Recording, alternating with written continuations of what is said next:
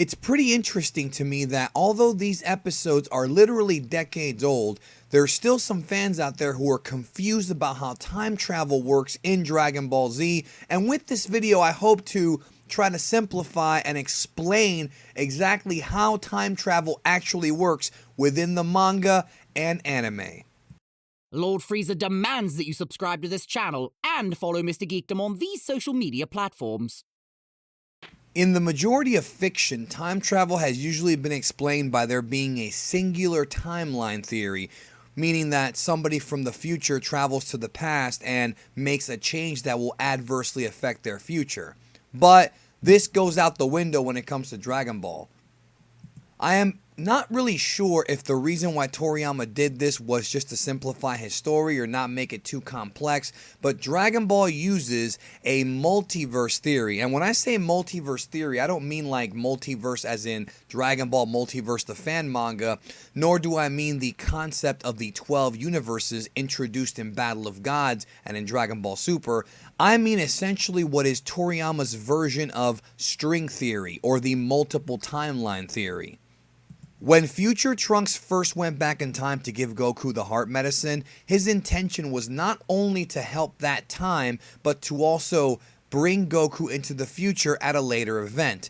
When Trunks returned to the future, he realized that after giving Goku the heart medicine, his future remained the same and no changes were made, which is why he returned to the past for a second trip after the 3-year time skip to see what the hell went on. And that's when he was shocked to find that the Z fighters were fighting the wrong androids. Fast forward to Dragon Ball Z episode 139, which corresponds with manga chapter 357.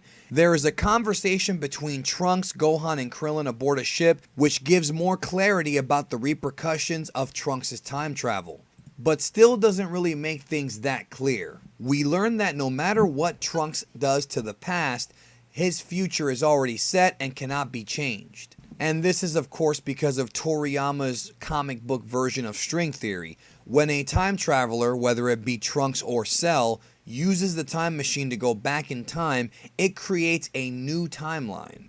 And the current timeline that they come from does not change. Recently in the community, I've noticed a little bit of confusion when it comes to this, with some fans thinking that the alternate timelines are actually the alternate universes that Whis spoke of in Dragon Ball Super and that Beerus spoke of in Battle of Gods, but that is not the case. The alternate timelines that were created in Dragon Ball Z are not alternate universes. They're actually timelines within Universe 7. I guess you can call them alternate dimensions or alternate realities or possibly even pocket dimensions. But as Whis explained to us in Dragon Ball Super episode 28, the 12 universes are individually separate from each other, with each one having a twin universe like 6 and 7, 5 and 8, and so on and so forth. What is not made clear is whether or not using time travel can in any way affect all 12 universes.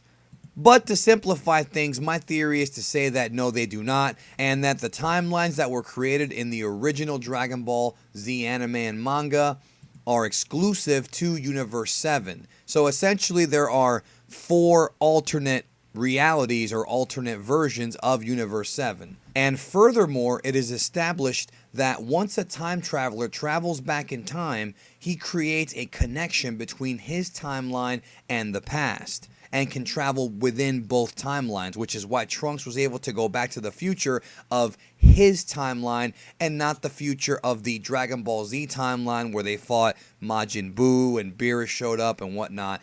Trunks' future was isolated in its own reality with a connection made by Bulma's time machine.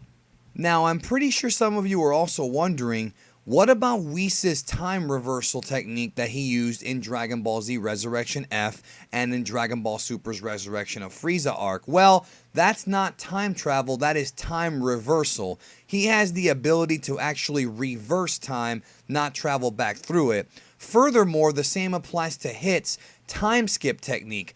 Hit can skip forward in time, but that does not involve the same principles or the same properties as time travel in the Dragon Ball world. I really hope that this has given you a better understanding about how time travel works in Dragon Ball, and has helped you differentiate between the 12 universes and the 4 alternate timelines from all the way back in Dragon Ball Z. And if you want more information and a more thorough look at the actual timelines being explained, Qaaman's Land has a 43-minute video where he goes into the timeline theory extensively. So if you've got some time to kill, definitely watch that video, as it is must see for anybody who is wanting to learn more about the alternate timelines. And in addition to that, if you're kind of wondering, well, what about Majin Buu? Did he ever show up in Trunks' timeline?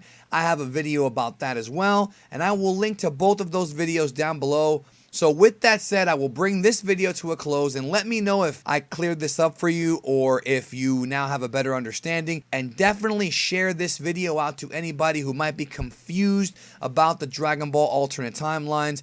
Hopefully this has helped simplify it as best I could and as brief as I could. Get it? Brief? Huh, I made a funny. I'll catch you down the road.